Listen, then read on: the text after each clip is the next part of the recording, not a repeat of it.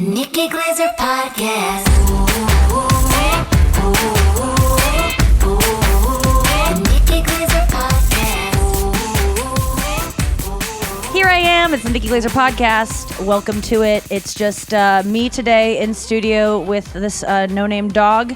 Brian Frangie is back from gallbladder surgery. Still back from that. Feeling good. Gallbladder tour surgery. Doing my tour of my organs being removed. Well, you're promoting it right now, right? Yeah. It's gonna come. Well, we recorded it, and it's gonna come out later this year on Netflix. And yeah, you did Regis and Kelly this morning. Yes, they were rough. I mean, they hated me. I think they. Wait, isn't Regis dead? Yeah, that's why it was rough. No, he was sitting there. He didn't give me anything. His ashes still have a show where people just assume what he might have asked people and the zingers he might have had. He was amazing, and he is missed. I got to meet him one time because we were doing this thing on our MTV show, me and Sarah Schaefer, where we were just trying to touch as many celebrities as possible. That was like our goal, and it was pre-Me Too because this would not have flown. And I was never inappropriate with my touching in terms of like, the only times I got like on the chest with it or something, like I felt really bad about doing it, and I only did it because it was like almost like that's the gimmick, and I felt kind of pressured into it. And I'm not gonna say I did it. Like I'm not gonna. I had my own constitution. I could have not done it, but I remember one time a guy got annoyed with us touching him, but it was a funny bit because generally I just like his head or something. Like the whole thing is not good. I didn't like doing any of it, to be honest with you. While on the show, or like you just tried it. We and Sarah see who can touch the celebrity the most times while interviewing them. And it's so, like the premise is disgusting and wouldn't make it past a thought in a writer's head now. It would never even land in a meeting live. Well, Drew Barrymore gets away with it. That is true. She basically like fingers her guests. I want to have her inside me in an interview, both emotionally and physically. I'm dying to get interviewed by Drew Barrymore because I know how fucking charming she is. I've been interviewed by her on Zoom, and even then I felt molested. And that's crazy that she sent someone actually who was in a hazmat suit to touch me in the ways that she wanted to hold my hand in that moment. Wow. No, I did her shows on Zoom, and it's not the same. So I want to be in person at some point. Speaking of hazmat suits, that's the first time I was ever on TV. Was in a hazmat suit on Not Safe. Whoa, that's so full circle. Yeah, and I think I actually when I was grasping for that reference and that when I said it just now, I like kind of was like, I've heard this recently. Like I was pulling from something I'd heard, which is like what you do. I mean, that's what I learned. Like great stand-up is just paying attention to detail and having it on call for your brain when you need it. Paying attention to funny things. Like I've recently started doing that where I'm like, okay, this is why people who read a lot do well with just being orators. You're good at picking up words. You're good at communicating. But I think there's a way to bypass it, which is I'm just trying to pay more attention to funny words and just references and going like, okay, when you need a store in a strip mall in a bad neighborhood, Boost Mobile. That's a funny reference. Like Nikki, just memorize Boost Mobile right now when you need it. Yeah. Just grab it. Because a lot of times I'll be like, okay, I have all the parameters of what this perfect reference would be, but my mind can't fill in the blank. And like for me, that's why improv scares me so much, because sometimes my mind really will not serve up anything. Not just like not something unfunny, literally nothing. And that's too scary to me. Zip, zap, or zop. Yeah, we've done. Brian was trying to like get me into improv games when we were writing on. Don't say it like that. I wasn't trying to get you into improv. No, sorry. I requested that he get me into it because I was like, I am insecure about not being good at improv. I want to be better. Is it a muscle that you can learn? Because it's so impressive to me, and that's the conceit, is that it is a muscle you can learn. Otherwise, all these improv but I don't know theaters, if I want to learn it. It is. No. It's definitely helpful. We were just doing some improv exercises to get you like warmed up to see if that helped at all, which I don't even think it did. It did? No, it totally did. I often remember your improv game that I kind of play with myself sometimes. Oh, that I invented. That you invented, which is so good. Yes. You should share it with people. This is just a good way to get your brain working. Yes, I invented an improv game called Bag of Fun. And I don't want to play it because it's so embarrassing how bad I am at it. No, we don't have to play it, but it's called Bag of Fun. I invented it in, it's a derivative of other improv games. I have to write for it next time I play. I have to do a couple hours pass in a Google Doc on this improv game. So what's the game? I just want to say I did invent this. I invented this in like 2004. So if you're thinking like, oh, but in 2016 I did this with my college improv. No. I invented this game. They got it from him. It's called Bag of Fun, and you're just holding a bag and a fake improv bag, obviously. And you come out and someone goes, "Hey, what you got there?" And you go, "I have a bag of fun." And they go, "What's in the bag of fun?" And then you just pull something out of the bag and you say what it is. And that's the start of it. You go, "Oh, I got it." Literally anything. Literally anything. I've got a carburetor. I've got a toothbrush. And then someone who's running the game, if you keep doing things that are similar, like if you're, I have a car seat and a car manual and a car, then you go, "No car things." Then you go, "Oh, I've got a dog and a cow." And you go, "No animals." No animal. Yeah, just giving you challenges of where your brain can go creatively on the fly when you have literally anything to choose from. Anything to choose from. And then you just start giving parameters, which almost makes it easier. You go, things that start with F. Yes, things that you can find in Texas. Things that you would find in a classroom. And then you can say double time. Then everyone starts clapping in your face, and you have to go twice as fast. So you pull out two things. You go, "I've got a cow and a jock strap. I've got a pullover necklace and a pullover sweater and a jock strap." Yeah, and this was a very vulnerable anymore. exercise for me to do because I mean, people, I do think I'm funny and I do think I'm a great writer, but I need a little bit of time. And it's not always the thing is, it comes up fast when it comes up. Like nothing really, whatever way you write, whether it's you come up with something hilarious at a Starbucks in front of a computer or you come up with something hilarious on stage, it's still just a thought that shows up in your mind. So it doesn't really, to me, where you get it, it doesn't really matter. It's not like that's amazing to come up with something on stage and it's not amazing to come up with it in a Starbucks. It's like the same thing to me. Yeah. Anyway, but I was really scared to play this game, and I still am, because my brain, Brian, one of the worst things that's ever happened to me is when my brain, like, I had to be doing like I had to improv in the moment in a huge audience at the iHeart Music Awards. Yeah. With Usher, and he like handed. I took the mic because he was trying to get me to dance, which is humiliating, and so I begged him to. Is this whole story? Have I told it before? No, I don't think so. Oh, I should do it after the break. But I had a moment on stage in front of so many people that I care about my not looking stupid in front of, and not to mention a gigantic, packed. Where was it? It was somewhere.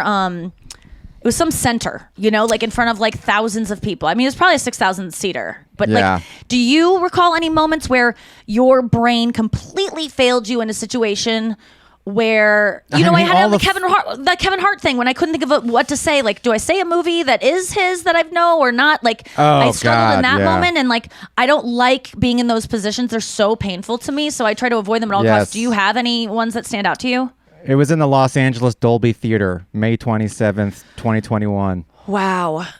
Okay, yes. Dolby Theater. What's the capacity on that? For me, Google knows to look up capacity of theaters because that's all I want to know. When I type in a theater name, they fill in, they go, "Do you mean capacity?" And then they know movies. If I type in a movie name, running time. 3,300. Okay, yeah, I was half right. I That's exactly where the like my Oscars dad. Okay, yes. But I don't want to get into it. But when have you felt that way in your life? All the time. Where your brain failed you? I really? mean, all the time, which is why, in a way, on a scale similar to that in terms of your life, like a big moment. Like, so I have to downgrade the scale because there's no moment where of course, I'm in front of Usher. No, but it's all relative. When I interviewed for the Lower Decks, that Star Trek cartoon, in front of the Rick and Morty executive producer and the people who made Star Trek Voyager, I fucked up that interview so bad. How? I think I've talked about it before where I didn't know anything about Star Trek and they asked me, but there was also moments in that interview where I just totally it was also because I was dealing with like psychosomatic brain fog symptoms, and I was so that happens to me a lot. And I was just sitting there, and they were like, "What's your favorite cartoon?" And I just got really small. I got really small in the couch, and I was like, "Well, I don't want to say." I really felt like I sounded like that. Oh my god! I don't want to say. And then, oh no, it sounds like a cartoon character. And the answer really at the time was Rick and Morty, and I felt weird saying Rick and Morty because the guy who executive produced Rick and Morty is the one who's hiring me. That's what that guy is dying for you to say. And I go, well, and it will be heard if you don't. Here's how embarrassing it was. The ego on that guy. I mean, come on. Here's what happened. I go, I don't want to say, and then the guy goes, just say it. And that made it even more embarrassing because he knew what I was going to say. God. He knew I was being sheepish. And I really thought I had a chance to get that job because Yeah. I had a Because why? pre-interview. This was the second round. Oh, damn. And my first interview was just with the EP. God, of you Rick already and had it Morty. in your mind. Yes, I had it in my mind, and my interview with Fuck, just that the sucks EP when of Rick and Morty went Mm-hmm. so well. It went. We started talking just about like life and death in that interview. It got way beyond like what's your experience. And then when I Mm-hmm. showed up for the second interview, I was sitting in the waiting room, and they were like, "We got to call in the next candidate," and then. The EP goes, "Oh, Brian," like he was like joking around with me. Oh, wow. And then he was so like loose with me. you were that, in. Yeah, that the Star Trek people said, "Oh, do you know him already?" Well, this is so relatable, like feeling just this is like after a good first date and you're like already your boyfriend in your head and like you're just you got it locked down and then you just Ate shit. You ate shit and I ate shit in you have every another way. story like this too that I want you to tell someday. That was so good. Yeah, well, the Daily Show. Yeah. Well, yeah, I mean, there's that too. I mean, those are the two biggest like regretful career moments in my life. Fucking up those two interviews. But you know, like it led you to where you are. Is there any part of you that like realizes that now and says, "Oh, I'm grateful I didn't get that job"? Because usually it goes that way. If I got the Daily Show when was that? Like 2015. It was the first year that Trevor Noah was the host. My life would be completely different. I'd still be in New York probably. But you wouldn't have met Allie. No, Probably. I wouldn't have worked on your show. Yeah, I mean, like your life. Yeah, we wouldn't. I would still know you because I knew you at that point. But yeah, Yes. everything would be so different. And who So you knows? gotta- Maybe it would have been better. I don't know. it It's hard to absolutely could have imagine. been. Yeah, I mean, maybe But it's I hard still to. would You have met wouldn't Allie. throw in your life to see what that life would have been like right now, would you? No, because See? I know people who write for the Daily Show, and now that Jon Stewart's back, it's a lot like more like fun, but like it does become like, how am I going to get out of here? It's like writing for SNL. If you write for it for too long, man, eventually you're like, how do I Yeah. get out of this? Yeah, it's such an honor to. I think probably the best part of getting jobs is when you get the call that you got it before you have to Yes. start doing it. Yeah. That's always as it is for me. Like, because then the pressure's on and the pressure don't stop till it's over. And if you get a writing job, that pressure is never over. No, and it's I every can't. week. Mine get released. The roast happens and I perform and then it's Yeah. done and I get to like, and I'm sure that's what writers feel like when they get to go on these breaks eventually and let loose. But it's like they know what's looming. Whereas I don't really know what's looming next in terms of hard work. Like I see some stuff, Yeah. but I don't know the exact people involved or whatever it is. And so that would be really hard. Yeah. But I so mean, would a it's- 9 to 5 where you see the same people every day and you never That's what I keep reminding myself every time I feel like I am so lucky to be married to someone who has a regular job, because every day I see someone who has to suffer through these endless Zoom calls with bullshit people talking about bullshit things for fucking all day, Monday through Friday, having to go into an office. I'm so lucky. Yeah. I We feel used like I to call don't even them do anything. SSDJs, soul sucking desk jobs. Oh yeah. Double Yeah. DJs. Yeah, and people we know, most listeners have them. Yeah. Or they're stuck at home with their kids all day long. Sure. And shout out to those people too. Speaking of- but there's an out because your kids eventually grow up. They but do. like no one sees retirement really in the future, and it's just like this I till mean, I it's so die. far off. And well, nowadays you can't even retire. You don't make enough money. No. But speaking of the when people say they kids retire, thing, I think only rich people can retire. yeah, that's true. Or like athletes. You hear that word in athletics, but because they're yes. forced because of their bones. But or if yeah. you're Daniel Day-Lewis. Did he retire? Yeah, he retired. He did Phantom Oh, he'll be Thread, back. which was pretty It's a great good. move. And Yeah, Phantom Thread was amazing. it's amazing because he's in it. I think Oh yeah, it was. his counterpart was also good. Yeah, she what's was her- good. They were sick. It was like a relationship based on taking care of the other person when the other person's really sick. Yeah, the reason why I didn't love it was because I found it until the very, very end of Phantom Thread. I found it to be predictable because it's like Misery. It's a classic unhealthy 2 Enneagram type. I forget the very, very end. Yeah, well, the very, very end is kind of surprising. And Oh. Daniel Day-Lewis at his best. That face. Okay. I might have to revisit it then because if this end is quite surprising, I don't The remember it end, the because very, very end is quite surprising. does it involve soup? It involves mushrooms.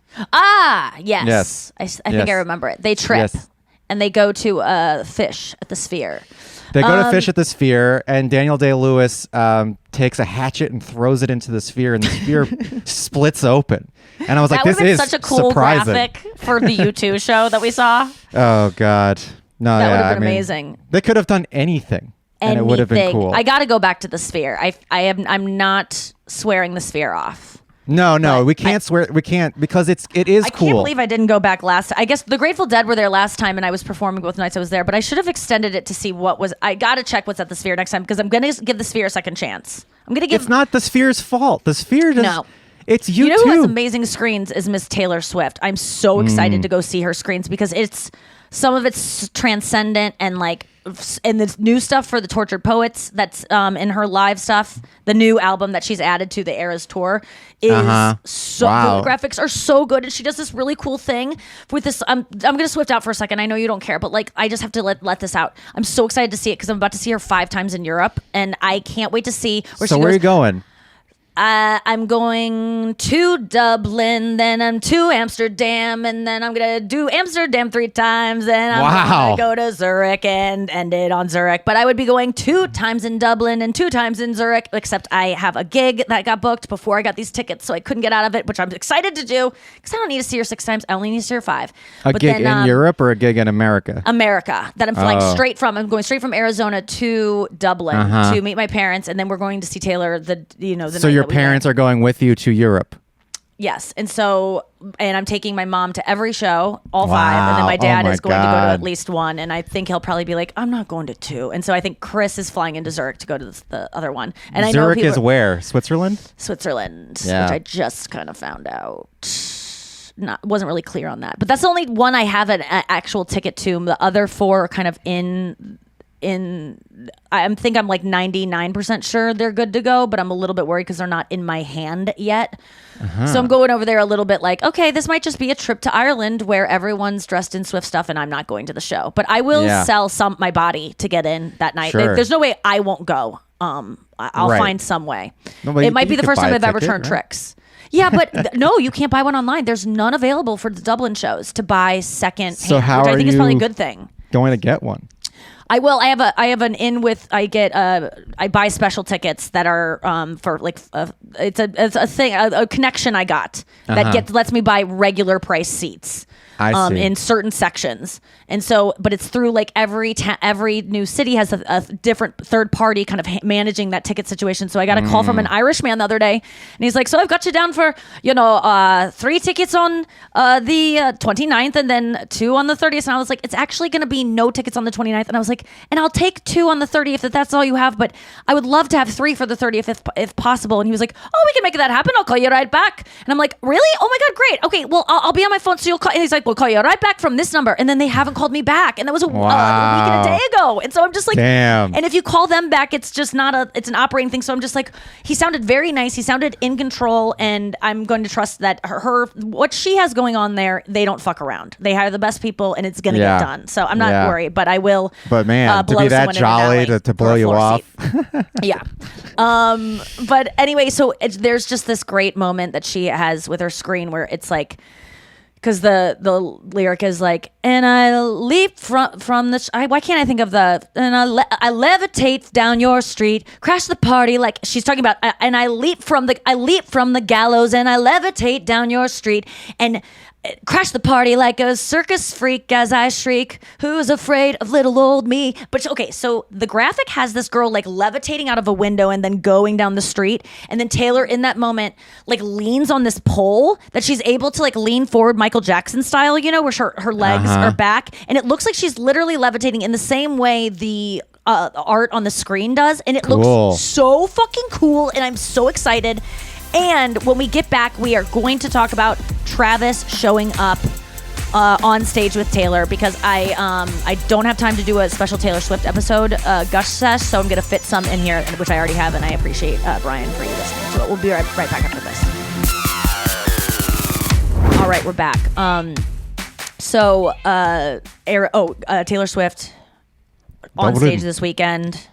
Travis shows This up. already When happened. did you find out about? Did you know that this happened? No. No, I don't. Are you on? Have you been on Instagram the past 3 days? Yeah, 2 but I'm days? on the same Instagram as you. Isn't that so interesting? Because it is literally as if the president just got shot in terms of how many videos I have and footage and people talking about it. I'm not kidding you. It is like, it's a global phenomenon to me. And so Yeah. I obviously didn't think you were getting all that I'm getting. I'm not that I got naive. nothing. But I thought Zero. you would at least have heard one or two things about it. All That's I'm getting insane. served right now is the Hawk Tua girl. Yes, she's getting served to me, but Yeah. not as much. I was slightly late to that. What about Yeah. the Stanley Cup? I'm not seeing anything on my feed about that, but that seemed like a big deal last night. And I was like, interesting that I'm not getting any news. No, yeah, I don't get any hockey news. I But don't get news. I get the most esoteric football news, which is weird that I'm not getting the Travis Justin Kelce thing. Timberlake's DUI was Yeah. September 11th to my phone. It really was. I got a Amber Alert sound to it. Like that. No, that his arrest was like. Wow. Did you see my post on my story? It was like 7 posts in a row of his face Wow. on my story. Or on my feed, on my main feed. It's like they know what I Wow, want. they interrupted your programming. But okay, so it's a big deal to us Swifties, Brian, because Taylor Swift just for the first time tagged Travis in a post, which is like obviously they've been together, but that's like the official like he's my man kind of thing. It was like happened the other night when the royal family came to see her in Wembley, and so she tagged him on a post, and I guess that was a big deal. I didn't notice it, but in hindsight, people were like, "This was a big weekend for them." So then the next night. She's on stage and she does this whole song, The Smallest Man Who Ever Lived, which The Smallest Man Who Ever Lived Bridge, which I've been complaining about on the Gush Fest, is the thing I wanted to sing with any bestie who ever at a meet and greet and wanted to sing The Smallest Man Who Ever Lived with me, Bridge. I would do it. I didn't realize how long it is. So I did have a girl take me up on this weekend and it was so fun. And it's on my TikTok. But Whoa, TikTok. Yeah, I'm posting on second. TikTok. A lot of things are happening on TikTok. I don't even know what's happening over there because my friend Emily is running it. She works for my social media company and she's amazing and I trust her. And so she just films me and makes videos and I don't even watch them. I'm just like, I'm kind of watching some of them because they're actually really funny and random. But she just shoots like slice of life stuff and then puts it together. And So do you have she does a great people job. following you, filming you on the road now? I did this weekend for the first time. Yeah, how And was it was that? a I don't home wanna- run. Okay. Well, Yeah, let's it's talk. a Let's home put a run. pin in that and talk about this Taylor Swift thing first. Travis Kelce. Anyway, so I filmed a reaction video to watching it actually that I think is up on TikTok as well. But I waited to watch it because I'm getting all the news alerts and I'm like, oh, this would be good to film a reaction shot because my passion right now is watching people react to Taylor Swift. It's like I know as a Swiftie, it's kind of there's a group of us who like to watch this shit. So I was like, oh, I'll make some reaction stuff. So I watched it, but with sitting with it for a while, it's okay. So she sings "The Smallest Man Who Ever Lived," and she at the end of it, she's pretty much marching to battle. To be like with waving a white flag, being like, "I want to save this relationship. I still love you, even though you're like, and why did you end it? I don't even want you back. I just want to know." Like she's kind of like, I guess she's surrendering. I know I'm never gonna get you back, but give me some fucking answers. It must And be then- a white flag is surrender. Yeah, but I'm wondering what she's surrendering to. Like she's surrendering to the fact that she's never going to get him back, or something. I don't know what it is, and that she doesn't even want him back. But she still wants to know if was wrecking my. I'm mixing up the lyrics, girls, because for some reason I can't think of them when it's not playing. But was wrecking my sparkling summer? Was that the goal? And I don't even want you back. I just want to know. Now I'm fucking up all the lyrics and Swifties are so disappointed in me. But anyway, so the bridge is, she's marching to battle and then she gets shot. And then Wow. she's like, oh, and it's so dramatic. It's so amazing. I can't wait to see it. It's going to be the most excited my body has ever felt in my life seeing this bridge for the first time live and then 5 times in a row. I think it's going to be orgasmic to watch because I'm so obsessed with it. So she gets shot once and then she's like, and then she's, then she falls to her knees and she's like begging him like, what's going on? And but it also doesn't matter. And she's like, and I'll forget why, or I forget. Anyway, it lands on her. Sorry, I'm all over the place because now I'm so embarrassed I can't remember the fucking lyrics You're to my getting favorite flustered song. just thinking of it, though. I really am. But then she falls down and she goes, I'll forget, but I'll never forgive the smallest man who ever lived. And she dies. And so then after that, these guys like in circus costumes come and pick her up. Yeah. And she's like literally like she looks like she's roofied, like she's limp, and it's so she's cool dead. because that's and then they pick her up and then they carry her back to this like platform, and then the music kind of shifts and they start getting her dressed because she has another performance, and they kind of like they're like doing funny things with her hands, and they're like picking her up like you got to get dressed, and they're dressing her for this next thing. It's not a sexual thing, it's really just like she's just like, no, I don't want to, and then she kind of wakes up and she's like, I don't want to go, and they're like, you got to go, come on, snap, and they kind of do a dance to show her like, put on your smile, and she's like, I don't want to, and then they push her out, and then she's like, fighting it, and then she just turns on a dime and is like, I can read your mind, and then she sings a song, I Can Do It With a Broken Heart, about performing when you're depressed and when you're broken up with and sad, and then she hits her mark and she's killing it. But that part, Travis Kelce comes out and he's the one that carries her back, and he's the one that's telling her like, you got to dance like this and you can do it, come on, do it. And then he powders her face at the end, which was Swifties figured out is a reference to the line about how the color drained from her face from all these guys. There's a lot of lyrics about the color in her face with this one relationship and how it changed. And then she's talking about her next love and how they put the color back into her face, and so he puts blush on her face, so we're like, oh my god, this fucking poet. She even made her boyfriend do like a comedy thing that involved a reference to the lyric. She's so good. And then he's the one that like pushes her out there, and it's so cute. In all the videos there's like a moment where, you know, he's playing a character of like a guy getting this doll ready to perform, but at one point he goes to like put the blush on her, and he like he with his other hand he almost touches her waist, but then he realizes like that's not the character, but he's so used to like touching her waist that it's so cute. And like I'm just like I love that they did this. I wonder what was the discussion that led to like, what if you came on stage with me? Like, who pitched it? I mean, I know it was Mastermind. I know Miss Swift came up with it, but like, I want to know that conversation of like, would you do it? And he's like, yeah, I'd be down. And she's like, yeah, we could do it. So then you'd maybe do my makeup. Wait, maybe you could put blush on me because the color back into my face. Oh my God, this is so good. And I could see her like churning up ideas, and he's like, I'm down. And then by the way, he fucking nailed it.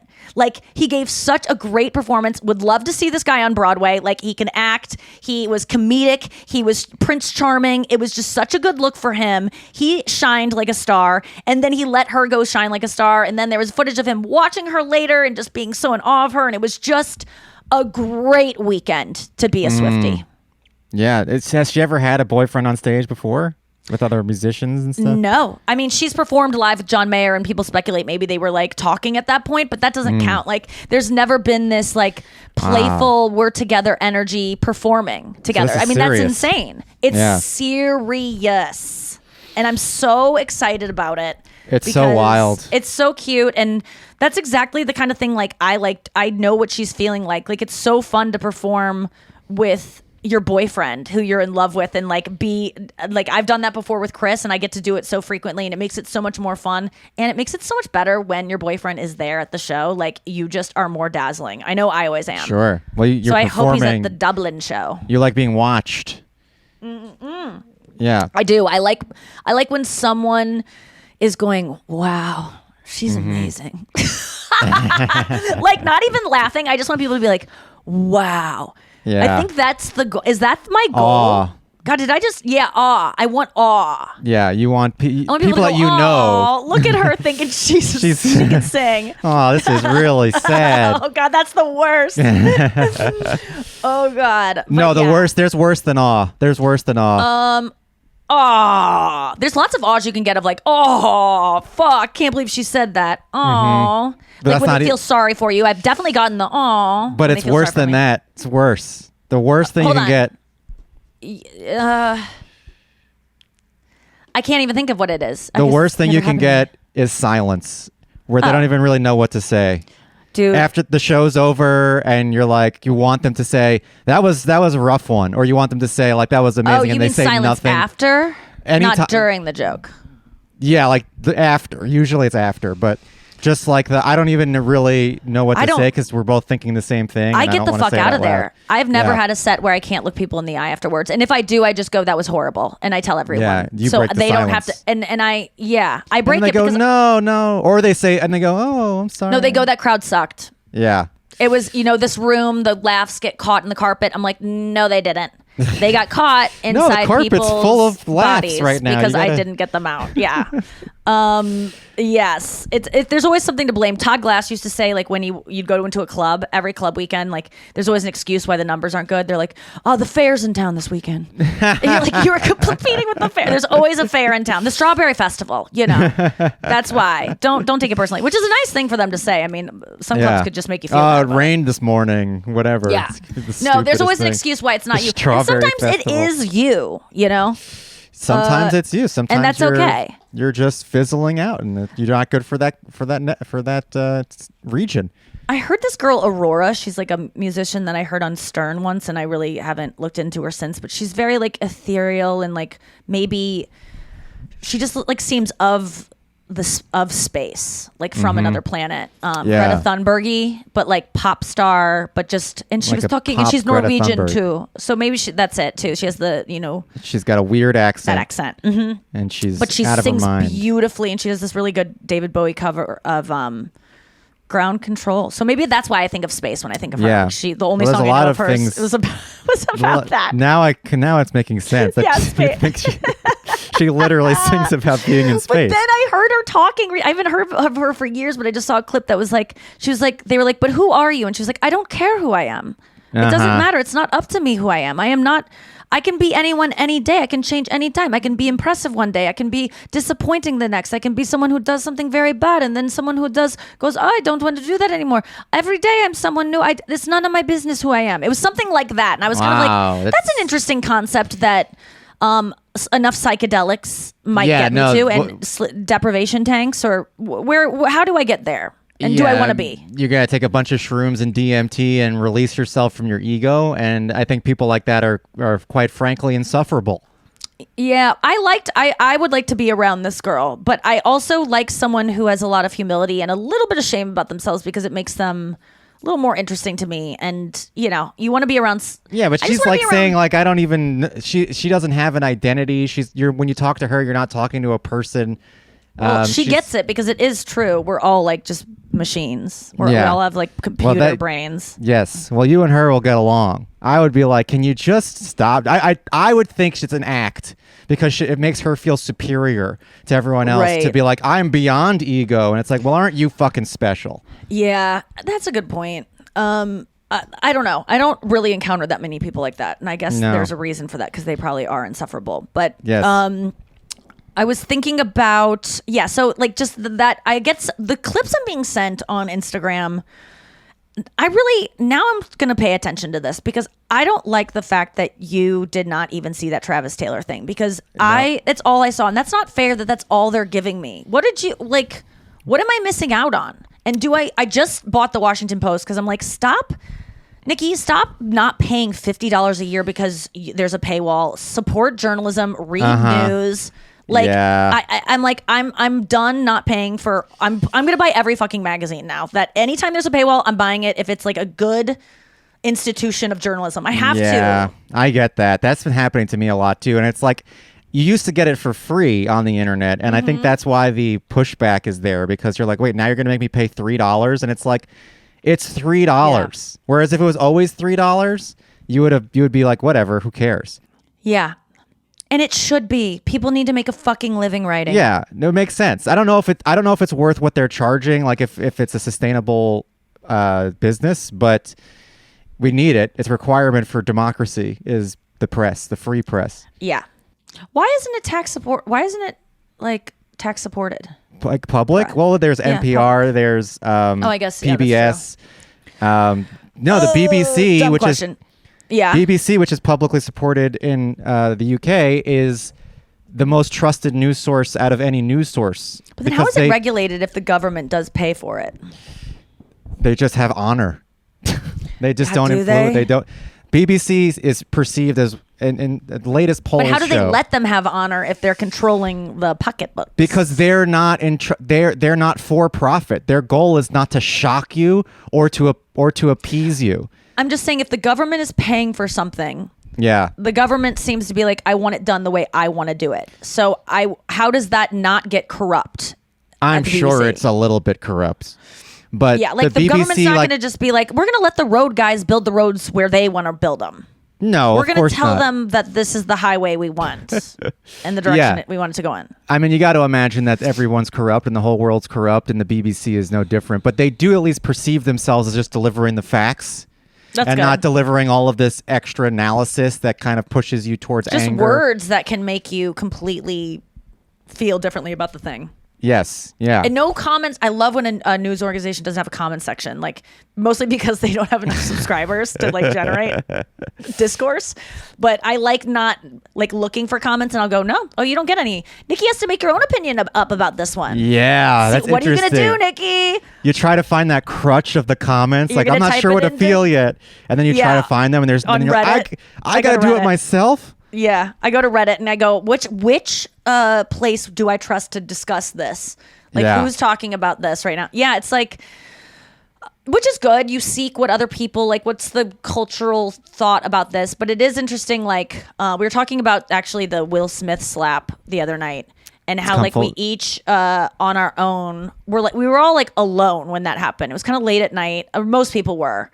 When they saw it live, and like what your initial thought was, and then you start to and who you called first, and like how did you process that insane thing? Yeah.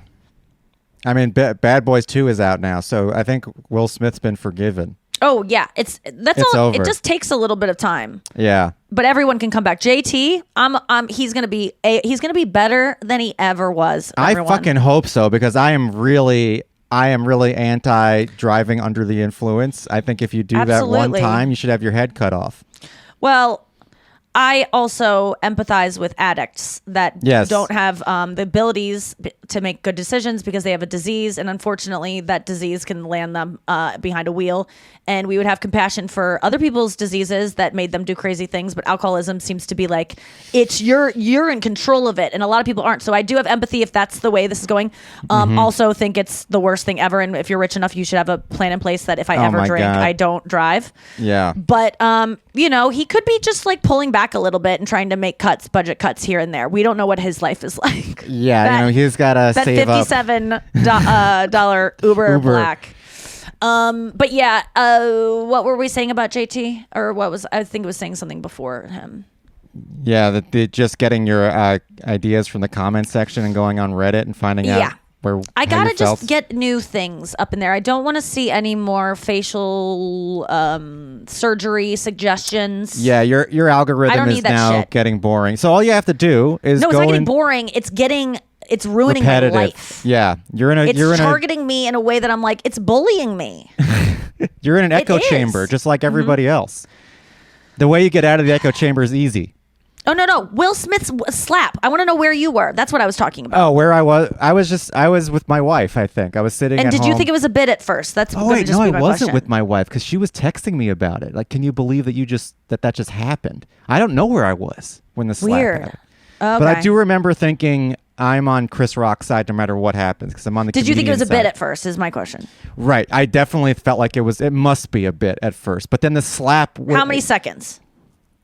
5 seconds because Chris Rock's Before the reaction. slap or after the slap? After the slap. When he's walking up there, I'm like, this is a bit, obviously. There's no way that this is There like... was not 1 second I thought it was a bit. And I don't know why I'm proud of that, but I just knew. Wow. You knew, huh? Not 1 second. I can't believe people even did because for me, maybe let's say it was 1 second. Instantly I go, this is bomb. This is not good.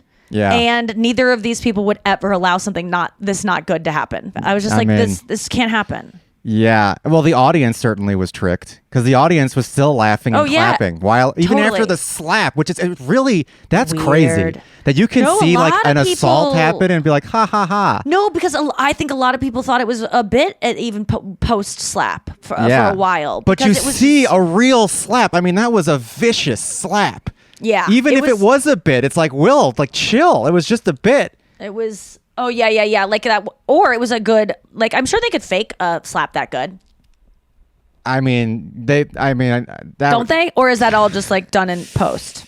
I guess they could potentially fake a slap but that seemed like vicious.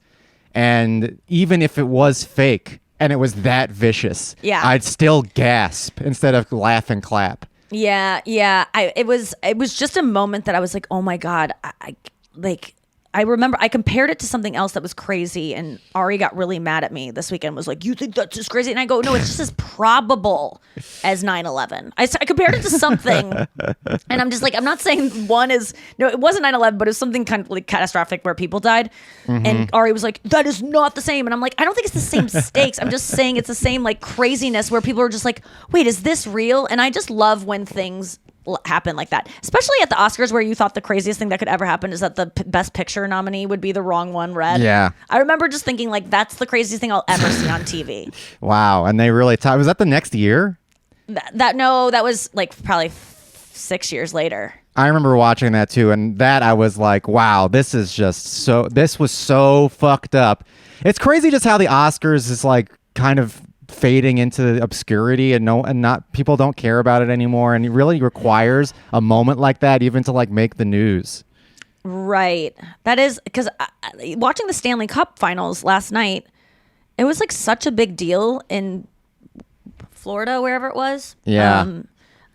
Andrew Collin has a tattoo of a panther on his arm because he like wanted to represent Florida on his arm this couple weeks of his life, where he was like getting tattoos because it was just that face of his late 30s.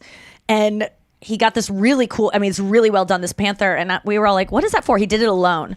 And he's like, it's for Florida, because like Panthers like are, Florida Panthers. Yeah. Which is the hockey team. That's the hockey too. team. But like he also thought Panthers were in Florida, like that they were like native to Florida, and then he checked and they haven't been there since like the Jurassic period. Like they haven't been there since in millennia. And it's so funny. But I wrote him last night saying like your tattoo is like paying off today. Like it's putting Panthers on the map down there in a way that's beyond.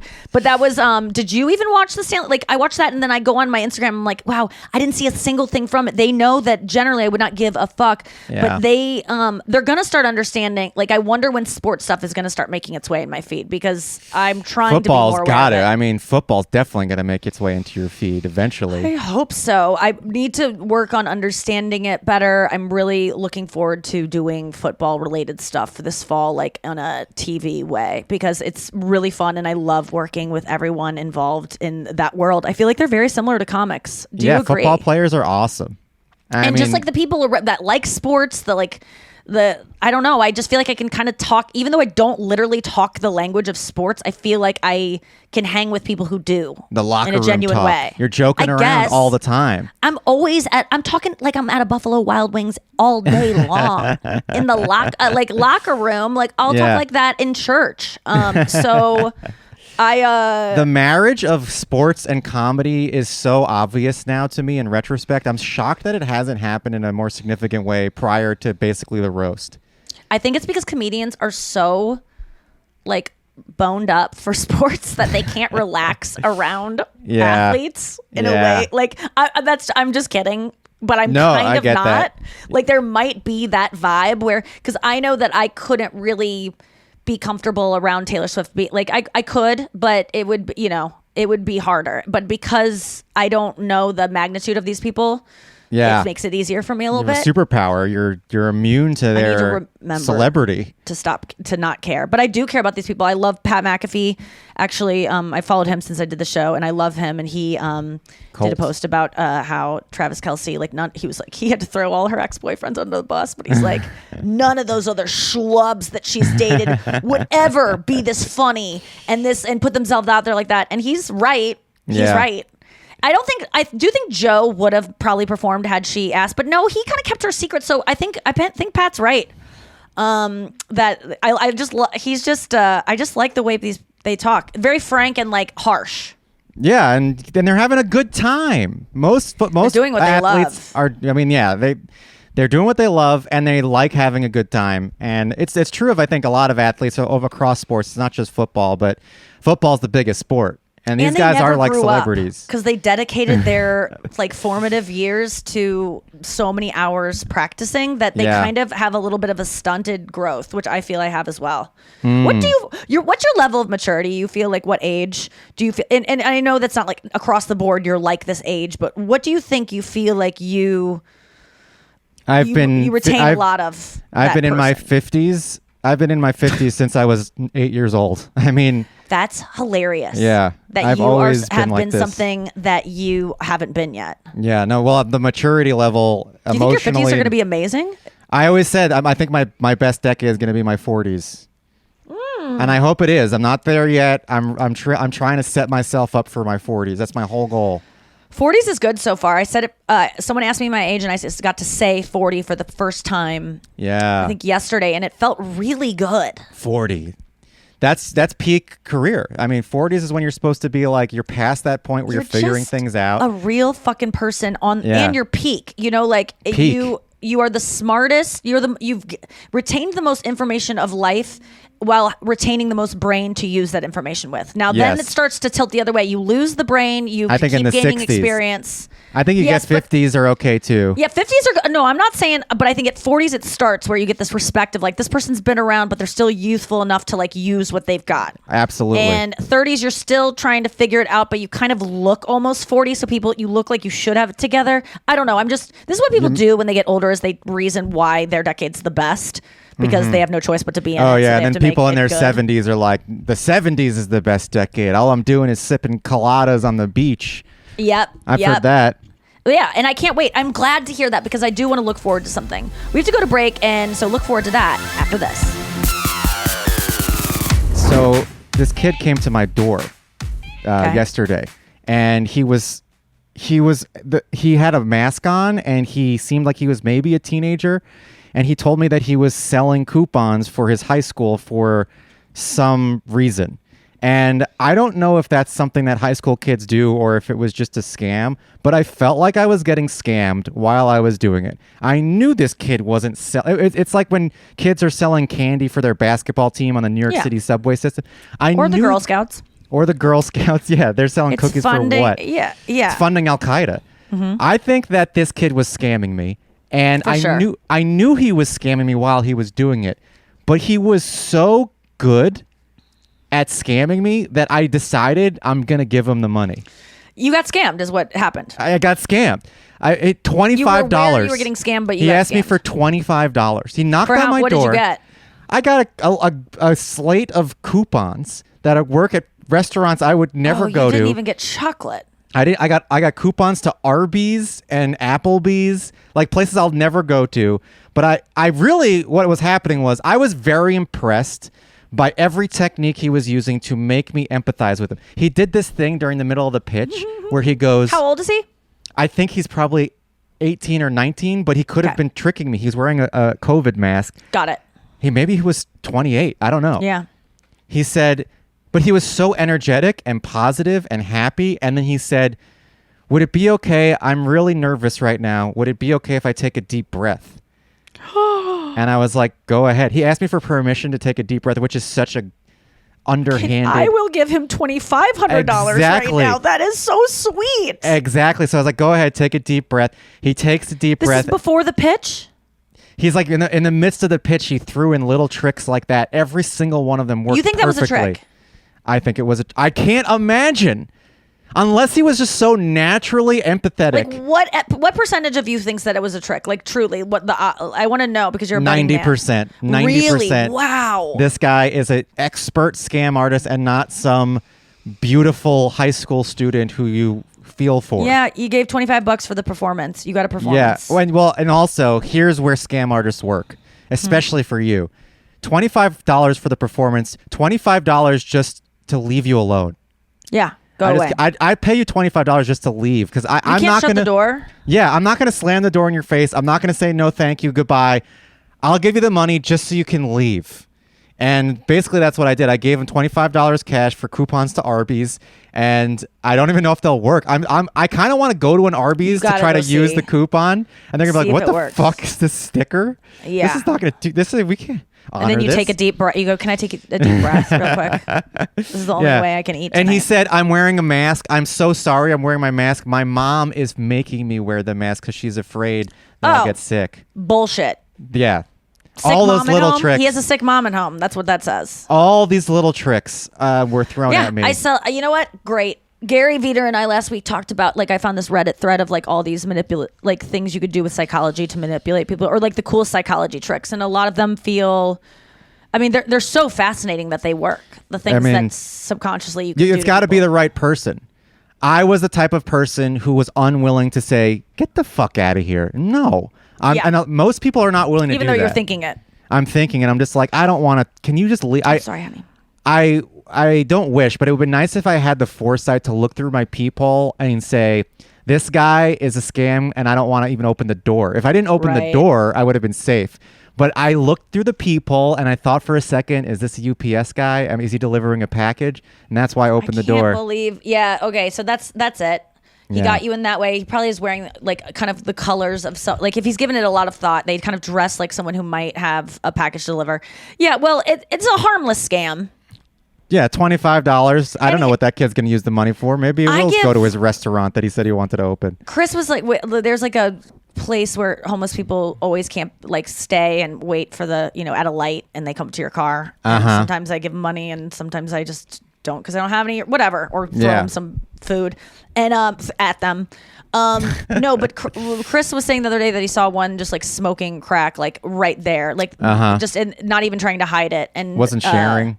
No, but there was something about like he was like, the thing that you hope they're not going to do with the money that you give them. Yeah. Like they was just doing it there, and I'm like, oh no, actually, when I give them money, I go get some crack, honey. Like I hope that gets you some good crack tonight because you know what?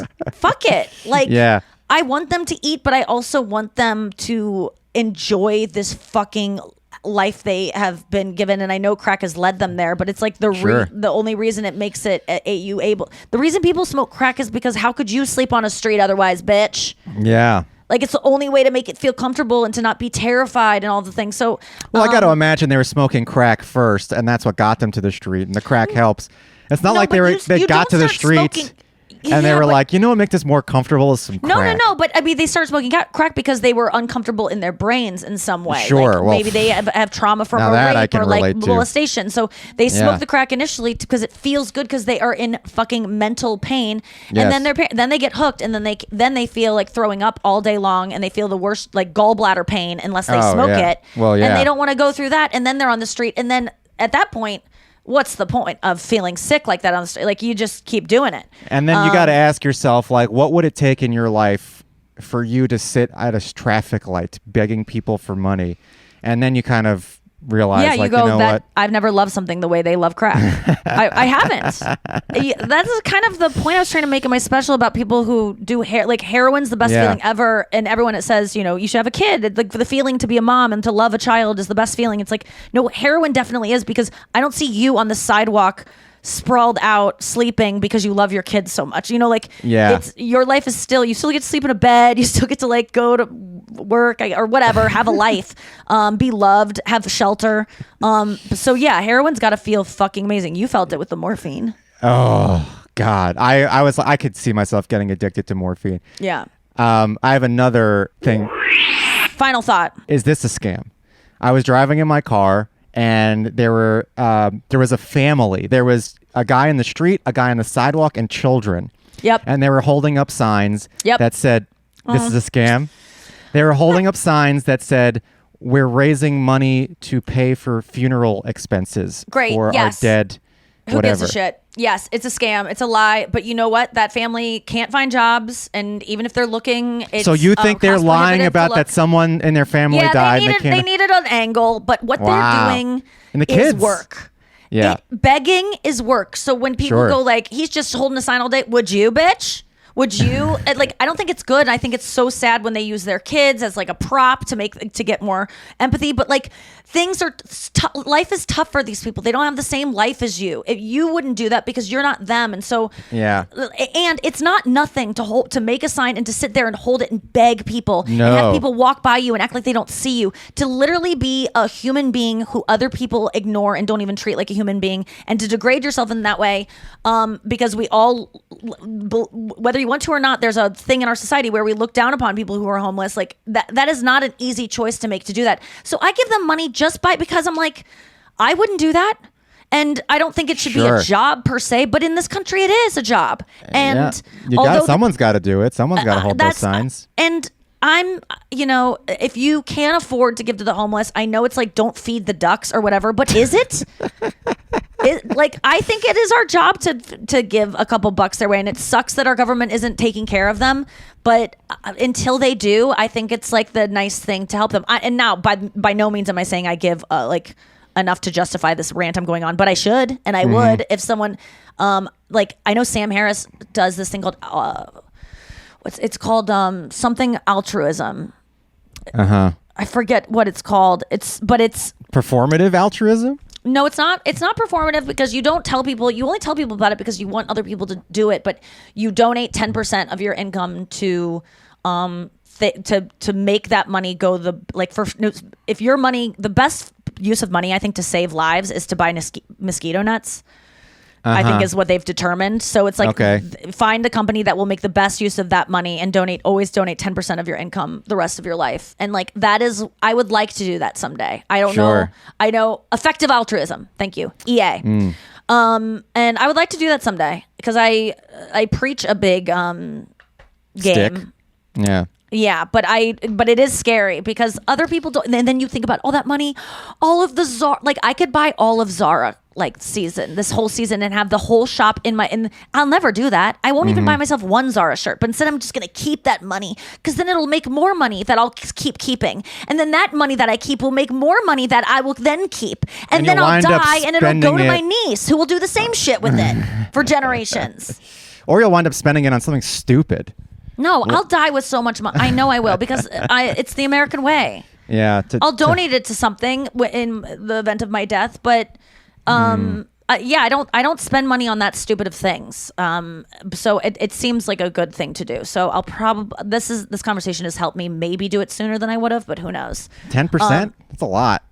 It's a fuck ton. Yeah. It's a fuck ton, but it's also like, if you think about it, if I think I could get to a place where I could do it because I could just think of it as like that money was never mine. That's just that's the price of being a good human and giving back in a way that you would hope people would give back to you if you were on the receiving end of that 10%. Yeah. Now, I think if after you hit a certain threshold, like if you're a multimillionaire or a billionaire, you should give more than 10% because there's just, once you reach billions... Because the tax incentive, and you just gotta skirt the system somehow. Someone just told me buying a Range Rover because it's over 2 tons that it counts as like a commercial vehicle, and you can write off the entire cost, and that's why everyone buys one. And I'm like, for the first time in my life, I'm like, ooh, that's a lot. Like what? And I hated that thought of like, I can do a sneaky tax thing, but that's legal. Rich person brain. Yeah. I don't want a big honking car, but I've been in a Range Rover and they are very nice. And that is a huge 2 tons though. Do you really need a car that heavy? No, that's the thing. I don't want a car that heavy. That's so dangerous. Yeah. Isn't that what killed the guy from Star Trek? Really? I don't remember what car he had, but he got smashed by his own car because the brake didn't work in his driveway. Fuck. I remember that. No, Yeah. I don't think it was. I wouldn't want a 2-ton vehicle to drive up a mountain, or that's what they're for.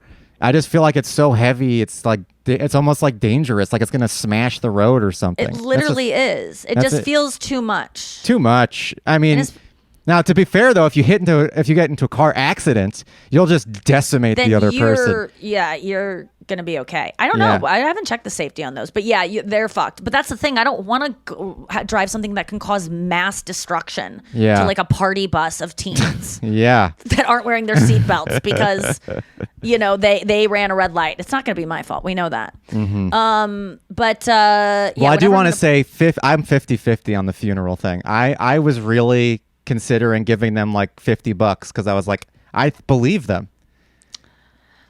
I would put that at a 90%. I would go even 98%. 98? I think they're down and out. I think and I think Grandma did die at some point. Yeah, but that's it's been where they years. got the story from. That's where like, remember when we needed money for that? That would have been a good thing. Maybe we got money for that. That really seemed to make people give us money. Yeah, they went through it already and knew. It was like a real live GoFundMe scam.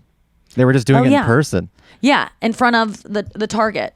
It happens a lot here too. It's really sad when the kids are involved. But you know what? I always think about like, I can't wait to read that little girl's book someday. Like I really just I project onto her that she's going to be a star and make something of this and get out of this, and this will be just a really great story that enriches the person that she is and what she overcame. But it's you know, that's not. Yeah, those are just the ones you most of hear the about. time. No, most of the time they just kind of drift into obscurity and wind up working at a Subway, and it's just kind of like, okay. Or a Boost Mobile. Okay, we made it full circle, everyone. Thank you for listening to the show. I'm going to be on tour this weekend, tomorrow or tonight in Chandler, Arizona, if you're near the Phoenix area, at the Rivers Otter Casino. The River's Edge. The River. What was the Gila Monster? The Gila Monster. Yes, the Gila Monster.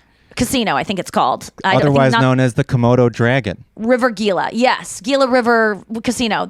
I'm sure it's an enchanting place. I can't wait to go. I'll see you there. And then besties, there's just tons of tour dates that you got to hop in on.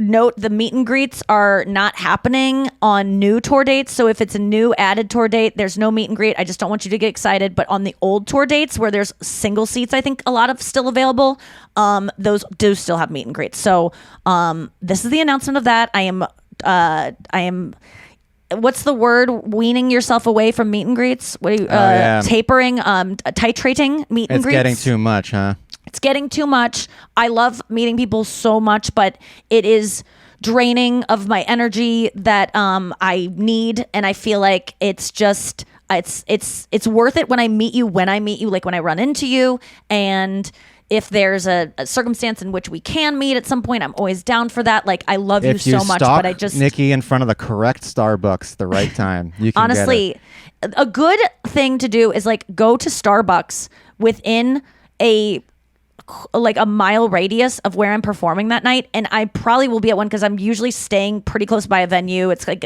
you know, by the venue that I'm performing at, and then just hang out at that Starbucks and you might see me. It's like the best bet you can get. But you go to pretty random Starbucks sometimes. Or you can murder me too in that way. So I just kind of gave a, what did you say, Brian? You go to random Starbucks too. It's a tough gamble because on the road you go to some random Starbucks that are just like, this one's 5 miles away from where we're going to be in 30 minutes. If it doesn't have a mobile order, I'm not going to be at that one. So check if it does mobile order, because that'll weed some of those out. So you can kind of focus in. But anyway, I think meet and greets will be happening on dates that are into the fall. But it's new tour dates that have been added. Those are second shows, and you can kind of tell when the show was added. Check when it was announced. If it was announced post-roast, that means no meet and greet. And I'm sorry, and I love you so much. And to those who I do get to meet, I'm so fucking excited. And I will continue meeting all of you because I'm out and about.